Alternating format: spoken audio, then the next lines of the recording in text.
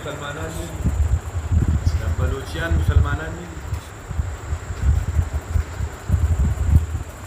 انما المؤمنون اخوه ایمان والا خپل منځ کې رونه دي دا مونږ چې کوم تقسیم کوو که نه چې دې کې دا افغان دی او دا پنجابی دی او دا سیندی دی که د تعارف د پارشینو څه مسله نه ده دې سره انسان کې قومیت را دننه شي قومیت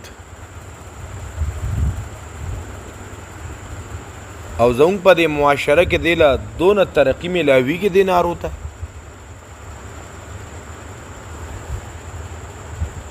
نو کله د پښتون او د پنجابي جګړه شي نو کله بیا د مهاجر او د پاکستانی جګړه په دې ملک دا تقسیم نو بیا کله د پبلک او د پوج منځ کې اختلافات جوړي یعنی څونه چې اختلافات په هره طبقه کې نو دونه بعضې ادارې غ خوشحالي ښه لہذا مونږ مسلمانانو ذمہ داری دا ده چې مونږه د اهل ایمان آواز پورته کو چې څوک ایمان والا دی هغه زما رور دی که هغه د هرې صوبې دی که هغه د هر ملک که الله فرمایي انما المؤمنون اخوه اوس چې زه یم زه پښتون یم او پښتانه را یو ځای شي نو زمونږ به د پنجابیانو سره اړه کې بیا دشمني او بغض حسد پیدا کېږي اسنګ چې داسې ده بیا پنجابیان پښتنو پورې خاندي او پښتانه پنجابیانو پورې خاندي یو بل پسې ډرامې ولې پیم جوړوي نو بیا دي چې کوم ځای کې پاتې کېږي نو هلته کې هم هغه د بغض او د نفرت فضا جوړېږي که چېرته پښتانه بار ملکي او پنجابیان بار ملکي دغې هلته جدا جدا ګروپ جوړ شي بیا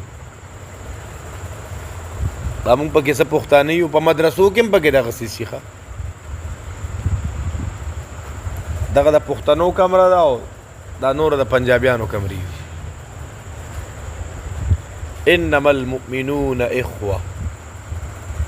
دې ته رواج ورکول پکار دي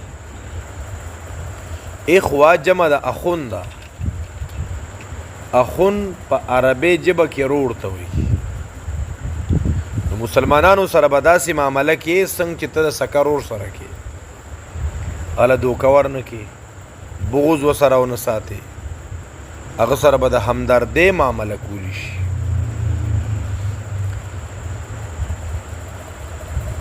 بل آیت کې راځي اذلة علی المؤمنین اعز علی الکافرین دی مومنانو سره نرمی کوونکی او کافرانو سره سختی کوونکی نو په دې آیت کې د مسلمانانو یو اهم صفت بیانېږي چې مسلمانان به خپل میانځ کې نرمي که چېرته داسې څه تو مې راشي نو دی به پرې ګزاره کوي او د کفارو سره به نرمي نه کوي په میدان کې دی مقابله کې به سخت دي ایله به سر نه کته کوي نن زمونږه په دې سوسایټۍ کې کفارو ته څونه لوی پروټوکول یهودو نصاراو ته دای څونه عزت او دلته مسلمانان وجني محمد رسول الله والذین معه اشداء علی الكفار رحماء بینهم محمد علیہ السلام دا الله رسول دی او هغه کسان چې داغه سره دي صحابه کرام اشداء ډیر سخت دي په مقابله د کفارو کې رحماء بینهم او خپل میس کې رحم کوونکي دي وعن انس رضی الله تعالی عنه ان النبي صلی الله علیه وسلم قال نبی علیہ الصلوۃ والسلام فرمایلی لا تباغضوا یو بل سره بغض نه کوئ ولا تحاسدوا یو بل سره به حسد نه کوئ چې په چا الله نعمت کړی او مقام ورکړی عزت ورکړی الله چاته ښایسته بنګله ورکړی ګاډې ورکړی مال ورکړی او ته یې چې ربه مال یې مه راکېښودنې یې والې نو دا شی منع دی خدای ته وی حسد ولا تدابروا یو بلتا ولا تدابروا یو بل سره برائی مکوي یو بل تشاکول یو بل نمخ خړول ولا تدابروا یو بل نمخ ماړوي ولا تقاطعوا یو بل سره تعلق مختموي د دنیایي امور د وجنه یو بل سره تعلق مختموي څنګه زموږ په معاشره کې بیا خاص کر پښتانه په دې معاملې کې وړه وړه خبره باندې دشمنی او بیا طرفګنی بیا غم خادي پات دي زموږ غم خادي نشته داسې مه کوئ او که د دینی امر د وجنې نو بیا خیر دی په دنیایي په کټي پټي باندې یو بل سره تعلق مه خرابوي وکونو عباد الله اخوانا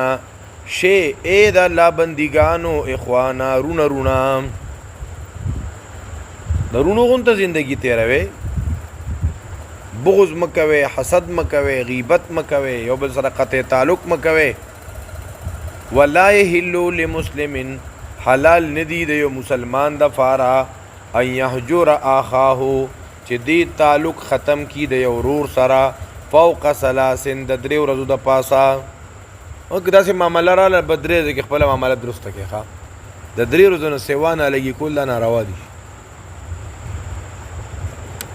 او د دینی مصلحت د وجې نه نو البغض فی الله والحب فی الله وعن ابي هريره رضي الله تعالى عنه ان رسول الله صلى الله عليه وسلم قال تفتح ابواب الجنه يوم الاثنين ويوم الخميس نبی علیہ السلام فرمائی د گل او د زیارت پرز د جنت دروازې کلاوی فیغفر لكل عبد بخنه کیږي هر بندتا لا یشرک بالله شیئا چې الله سره چا شرک نه کړي کنه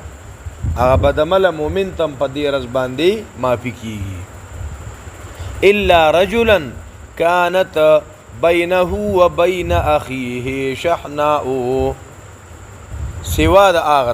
اغه تن ته بخنه نکیږي چې د او د یو مسلمان رور پمینس کی دشمنی خپکانی نه لګي خبرې نه کوي په دې عمل کول ډېر ګران کار دی ګوره نن څونه رونه دی یو بل سره سلام نه کوي وړه وړه خبره په یو بل انډر چی کوي الا رجلا مگر اغه تن ته بخنه نکیږي چې وی پمن د او ضرور د کې شحنا او خپکان بغض عداوت جګړه فیقال ویلکی انظروا هذین دې دوه تنو ته خیال کوي دې ته مهلت ورکې دې بخنه لا نکیږي حتا یصلحا تر دې پورې چې دا دواړه خپل میس کې رو او کی انظروا هذین حتا یصلحا دې ته مهلت ورکې تر دې پورې چې دې روغ او کی نو د ګل او د زیارت پرز باندې مغفرت کیږي خو د چا چې په میس کې خپکانی یو بل سره رورولې کی گاونګیری کی مسلمانانو سره نو دا حدیث مورد نو عمل به پیسو کوي موږ که زه په عمل کوم نو زما بل رور مسلمان ور باندې عمل نه کوي ابو چې پښتو یې کچا پښتو کچا مغفرت دیو شي کته مشر مې نو کشر رور ته ورشه کته مشر مې نو کشر گاونډي ته ورشه سلام وته کړ خپل اندي کدا سي نشو کولې بل چاته وای چې دا ما د گاونډي سره ډیر وخت نه خپکان چلیږي دا ته ختم کړه ما تبیا وکړي تعالی الله سونه برکتونه درکړي بیا ورپسې باب کې د حسد متعلق احادیث دي ان شاء الله ورپسې درس کې